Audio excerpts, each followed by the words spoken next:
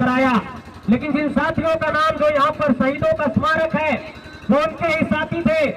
और देखिए कि 1974 में ये लोग शहीद होते हैं और 4 फरवरी 1973 को झारखंड मुक्ति मोर्चा बनता है। और झारखंड मुक्ति मोर्चा के आप जानते हैं कि हमारे विनोद बाबू अध्यक्ष बने, हमारे गुरुजी अध्यक्ष बने।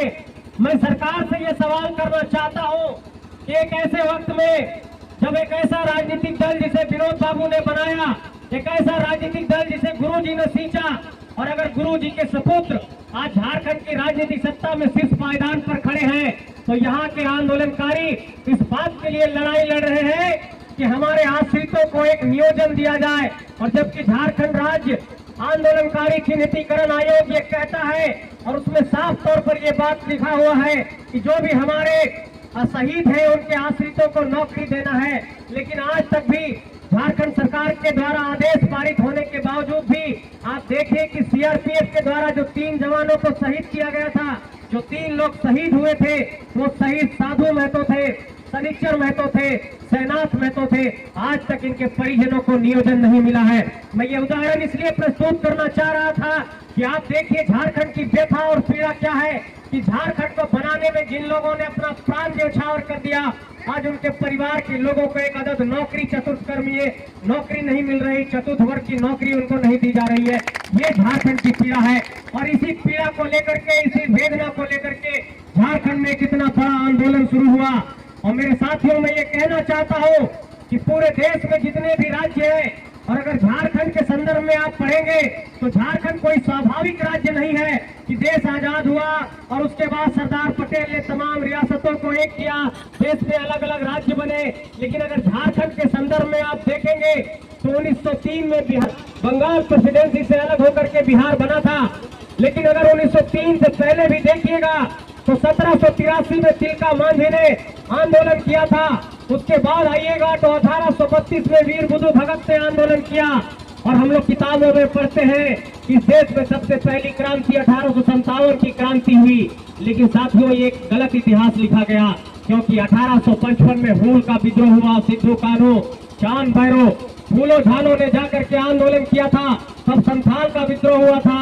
और आपको पता है कि 1900 और 1895 के काल में हमारे बिरसा मुंडा ने डुम्बारी पर्वत से जिस तरीके से लड़ाई लड़ी, और 9 जनवरी का वो दिन याद होगा कि कितने लोग शहीद हुए, अंग्रेजों के दांत फट्टे किए गए। और आपको ये बताना चाहता हूँ कि जो सीएनटी का कानून बना, सीएनटी का कानून 1908 में बना। ये कानून क्यों बना? क्योंकि जब बिरसा मुंडा आंदोलन करने लगे तो अंग्रेज कहने लगे कि अरे हम लोग हर जगह पर अपना आंदोलन को सफल कर रहे हैं, हर जगह जमीन हथिया ले रहे हैं, लेकिन इस इलाके में आते हैं तो पहाड़ से तीर धनुष चलने लगता है। यहाँ के लोग क्या कहना चाहते हैं? तो लोग कहा कि भैया ये लोग कह रहा है कि अपना जान दे देंगे लेकिन जमीन नहीं देंगे। तो अंग्रेजों को मजबूर होना पड़ा कि बना देते हैं छोटा नागपुर टेंडेंसी एक्ट, सीएनटी का कानून बना। और उसके बाद आपको याद होगा कि संथाल परगना टेंडेंसी एक्ट बना आपके 1948 में। तो एक तरीके से देखिए, जमीन बचाने की लड़ाई हम लोगों की बहुत पहले से रही है। और यहाँ से जब रांची जाते होंगे तो आप देखते होंगे कि शेख भिखारी और टिकैत उमराव को अंग्रेजों ने फांसी दिया। वो लड़ाई भी जमीन बचाने के लिए थी। और आप देखिए, चतरा की धरती में चाहे वो नादिर अली हो, चाहे जयमंगल पांडे हो, मैं इन तमाम क्रांतिकारियों का नाम इसलिए गिना रहा हूँ कि झारखंड के जिस कोने में भी जाएंगे, चाहे उत्तरी छोटा नागपुर, चाहे दक्षिणी छोटा नागपुर, चाहे नीलांबर पिताम्बर को देखिए आप पलामू में, चाहे कोल्हान की धरती पर आज 31 दिसंबर की तारीख है और 1 जनवरी 1948 को देश आजाद होने के बाद अगर इस देश में जालियांवाला बाग जैसा कोई एक बड़ा हत्याकांड हुआ तो खरसावा गोलीकांड हुआ। ये धरती सिर्फ क्रांतिकारियों से भरी पड़ी है मेरे साथियों, ये राज्य यूं ही नहीं मिला है। इसलिए आपको ये समझना होगा कि इस राज्य को बनाने में हमारे ही पुरखों ने योगदान दिया है।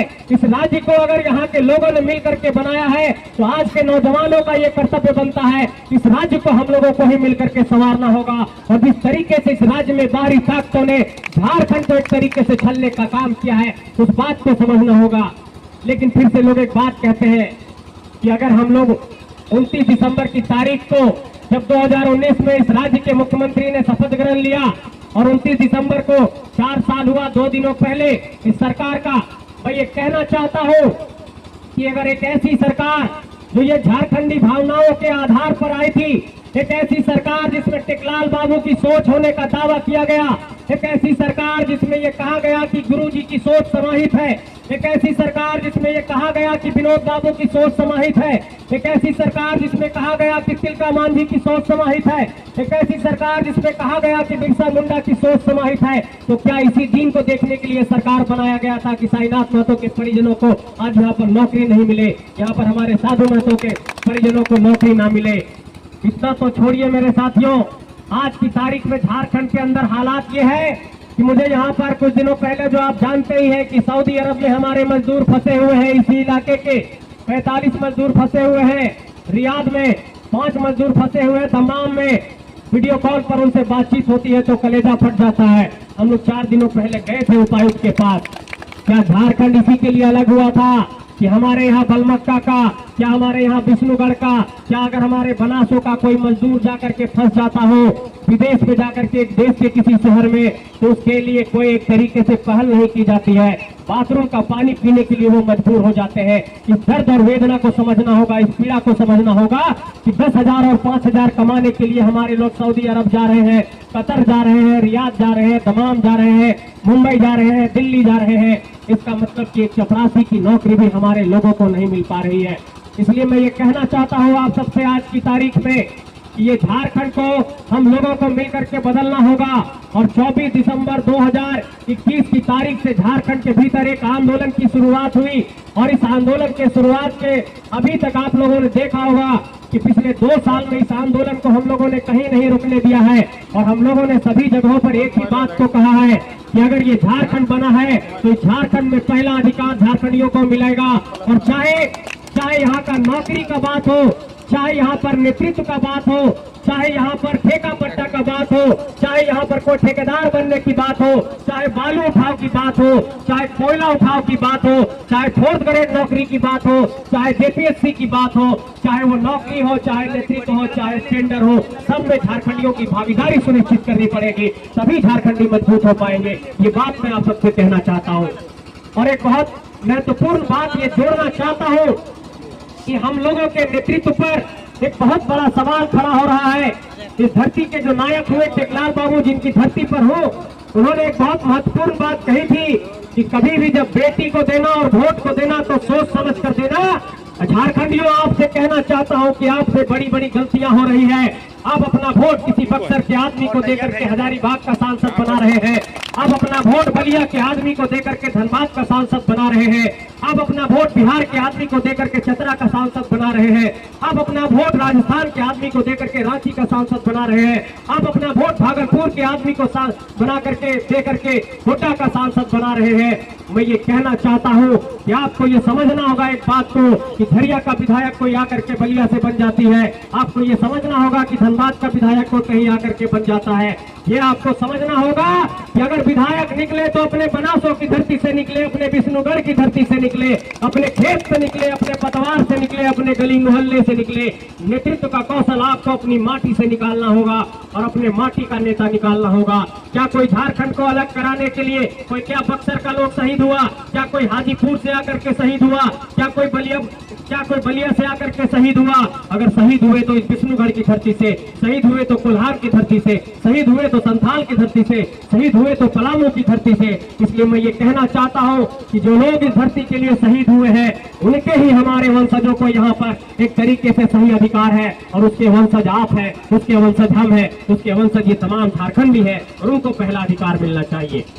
लेकिन एक बात जो राजनीतिक चेतना के तौर पर आपके दिमाग में देना चाहता हूँ कि हम लोगों पर किस तरीके से कुठाराघात हो रहा है, किस तरीके से बड़ी साजिश हो रही है, किस तरीके से झारखंड के नौकरियों को छीना जा रहा है। आज देखिए कि आपके गांव भर में जो बच्चे पढ़ने गए हैं, रांची में, हजारीबाग में, उनके लिए अगर एक शिक्षक नियुक्ति की परीक्षा होनी रहती है तो शिक्षक नियुक्ति की परीक्षा में सेटिंग गेटिंग हो जाता है, एक चपरासी की परीक्षा में सेटिंग गेटिंग हो जाता है, चपरासी का भी नियुक्ति का बात आता है तो उसमें मंत्री का बेटा चुन लिया जाता है। आप देखिए कि एक सीजीएल की परीक्षा झारखंड में लंबे वर्षों से अटकी पड़ी है। झारखंड में अगर कोई बीएड और डीएलएड कर लिया, शिक्षक बनना चाहता है, तो झारखंड में आज तक जेटेट की परीक्षा नहीं हुई। जिस व्यवस्था के तहत जेपीएससी से यहाँ पर अफसर बनते हैं, वो जेपीएससी की परीक्षा को भी आप देखिए कितना लंबे समय से टाल दिया गया। अभी तक सिर्फ 10 जेपीएससी की परीक्षा हुई और अभी कुछ दिनों पहले फिर एक नोटिफिकेशन आया है। इसका मतलब कि आपके नौकरी पर पूरे तरीके से कब्जा दूसरे लोग कर रहे हैं। इस तरीके से आपके नौकरी में जब लोग दूसरे लोग आ जाएंगे तो जो और भी दूसरे चीज है, संसाधन है, जहाँ पर अवसर मिल सकता था, जहाँ पर कोयला उठाव का काम आपको मिल सकता था, जहाँ पर बिजली मिल सकती थी आपको पावर प्लांट से, जहाँ पर आपको नगर निगम में टेंडर मिल सकता था, जहाँ पर आपको जिला परिषद में टेंडर मिल सकता था, जहाँ पर आपको एक संवेदक बन करके अपना गुजारा भत्ता कर सकते थे, आप आज की तारीख में देखिए कि झारखंड के भीतर हमारे लोग इन सारे चीजों में नहीं है। इसलिए मैं ये कहना चाहता हूँ कि सिर्फ नौकरी का फॉर्म भरने पर भी ध्यान नहीं देना है, इस बात पर भी ध्यान देना है कि इतने ठेकेदार हैं, वो बाहर के लोग कैसे रजिस्ट्रेशन करा के ठेकेदारी ले रहे हैं। क्या हमारे गांव घर में इतने होशियार लोग नहीं है कि वो ठेकेदारी के लिए रजिस्ट्रेशन कराएं? आपको इन सारे पहलुओं पर गौर करना होगा कि आखिर झारखंड के भीतर इस तरह की स्थितियां और परिस्थितियां क्यों पनप रही है कि आपके सभी चीजों पर कब्जा कर लिया जा रहा है। इसलिए अगर आज की तारीख में हम लोग नहीं जागेंगे तो 23 साल के बाद ये झारखंड जागा है, 23 साल के बाद एक राज्य स्तर का आंदोलन हुआ है, 23 साल के बाद पूरे झारखंड के कोने कोने में ये बात जगी है कि अब झारखंड में झारखंडियों को अधिकार मिलना चाहिए। और ये हम लोगों की खुशकिस्मती है कि एक जेबी केसेस जैसा संगठन अपने आप झारखंड के भीतर इतना बड़ा हो गया है। हम लोगों के पास कोई संसाधन नहीं है, 10-20 रुपया जमा करके हम लोग इस तरह का सभा करते हैं, मीटिंग करते हैं, बैठक करते हैं, लेकिन इस संगठन की ताकत देखिए कि झारखंड के 32,623 गांवों तक ये संगठन पहुंच गया है, झारखंड के 264 प्रखंडों तक ये संगठन पहुंच गया है, झारखंड के 4,345 पंचायतों तक ये संगठन पहुंच गया है। और ये संगठन गांव-गांव जाकर के लोगों को एक ही बात कह रहा है कि अगर बिहार बिहारियों का है, अगर महाराष्ट्र मराठियों का है, अगर पंजाब पंजाबियों का है, तो ये झारखंड सिर्फ झारखंडियों का है। ये बात आप सबको समझना होगा मेरे साथियों।